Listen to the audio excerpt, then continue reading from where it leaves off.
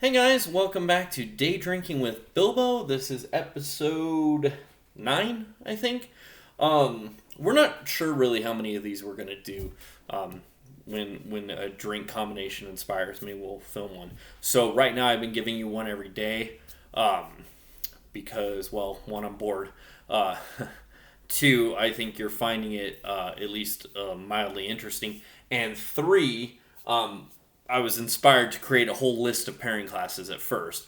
We're getting down to the end of that. I think I'll have about 11 episodes before I run dry, maybe for a few days. But today we're going to do something a little Caribbean. So I've got 3 different rums here for you, and we're going to pair it with a banana.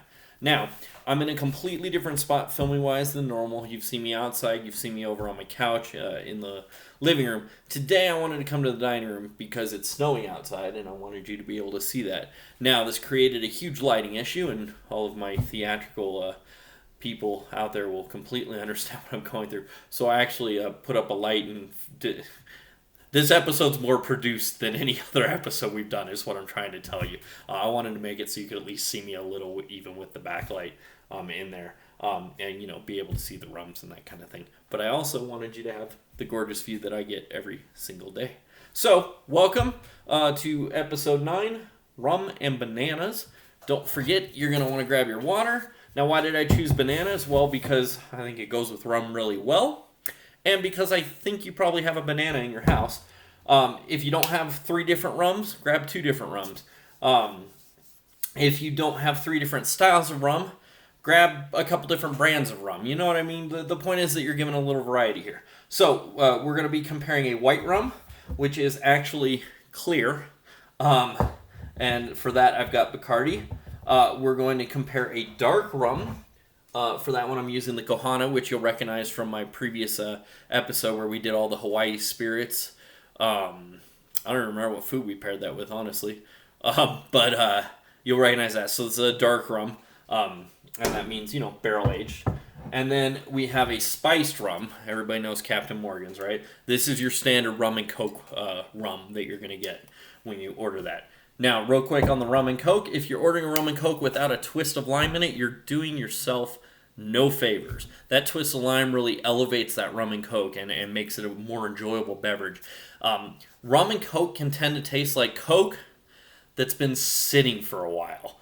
It's real syrupy and just kind of gross. But when you do that twist lime, that little bit of citrus in there, it elevates it up. So you get the spice notes of the rum, you get that sugar hit from the Coke, that back of the throat hit from a Coke that you come to expect, that carbonation.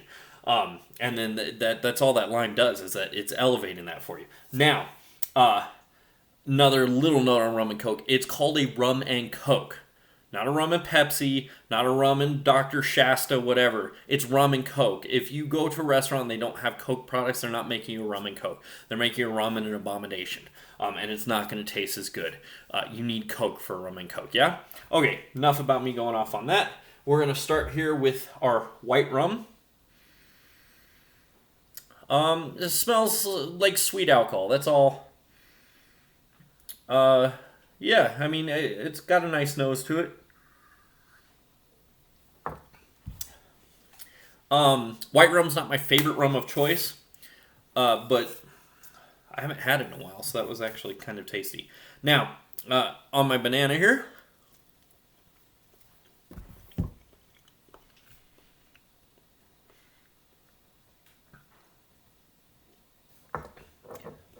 ooh, oh my. So really interesting is that rum just got so much sweeter on my palate right now, in the best possible way. The banana, white rum to me is never really sweet. It has a sweet nose, but it's just kind of this rum that you put in drinks that you don't really want to taste the alcohol in. But that banana made that a sippable beverage, and that's so interesting. Quick note about my banana. I like my bananas with a little green on them. If there's a single brown spot on my banana, I won't eat it. It gets frozen and turned into banana bread or fake ice cream, that kind of thing. If I'm going to eat a banana raw like this, though, it's got to have a little green on it. I need that banana to have a firm bite. As always, we're going to rinse between sips there, and I'm going to go on to the dark rum.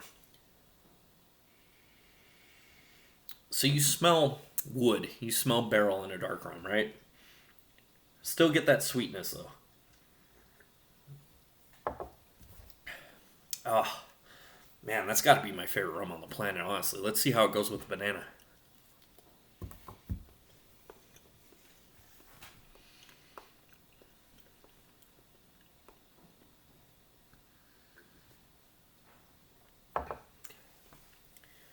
Okay, so that had the opposite effect that the white rum did.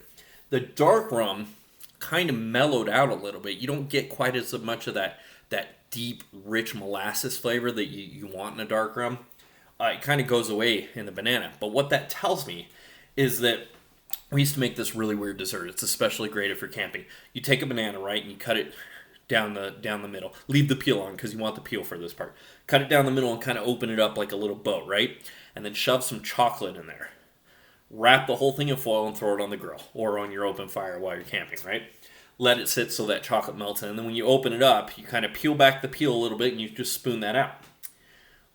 This would be delicious with that.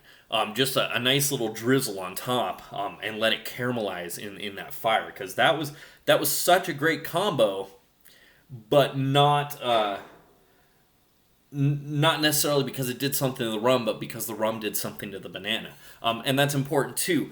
I always say that what you eat is going to affect your palate and affect how a drink tastes, but the opposite is true as well. The drink can affect your palate and how the food's going to taste, right? We're going to finish this one off with our spice rum, classic Captain Morgan's.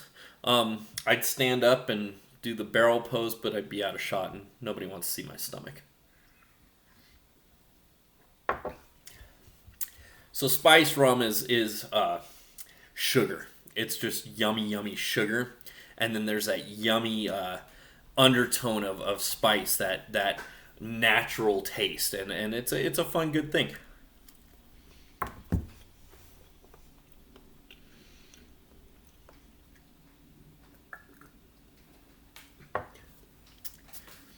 Okay. So what I want to do right now is make a banana smoothie with spice rum in it, because that's what that did on my palate. That would be yummy. It's not great together raw like this, but if you put it into a smoothie and drink it real ice cold and just kind of let it be creamy on you, that's pretty tasty. Of the three, though, I think my favorite raw pairing, the way it is, was actually the white rum. The other two were great, and they served their purposes. But if I'm just going to have a banana and a glass of rum, because why wouldn't you just do that on a Thursday afternoon or whatever, I think the white rum and a banana is where I would go. Now, that being said, the dark rum, specifically this one from Hawaii, because I just love it so much, and the banana, I think, gives me the most options for maybe a future dish to make. Because I think they complemented each other, but I think that the rum itself complemented the banana and elevated it to something more than just a banana, right? Hope you enjoyed this brief little one. We're trying to not do the 25-minute classes for you, so this one's a little bit shorter for you. Also, there's only so much you can do with a banana, right? Thanks for being here. Thanks for watching. We hope that you are relaxing a little bit during quarantine and not going too crazy. We hope these videos entertain you. And as always, make sure you wash your hands, stay 6 feet away from other people. And if you can avoid it, don't leave. I know most of the counties here in Southern California now are actually making it illegal to leave without a face covering of some kind. So make sure you get one. It does not have to be a special mask of any kind. You can literally wrap a banana, I got banana on the brain, a bandana. You can wrap a scarf around you. You can fold up a t-shirt and tie it around the back. The point is to cover your nose and your mouth, right, when you go out. And that is required while driving now, at least in San Bernardino County. I know Riverside has something similar. I believe LA has something similar. It's required while driving. Walking, if you just go walk your neighborhood, you're supposed to have that face mask on. And I know here in San Bernardino County, it's up to $1,000 fine and up to 90 days in jail if you violate it. That being said, please don't be the asshole that dials 911 because you see someone without a face mask, okay? Educate them from a distance, but don't waste our police resources calling to report people not wearing masks. Let's all do our part. Let's get through this quarantine together, and we'll see you on the other end. Thanks so much. Bye-bye.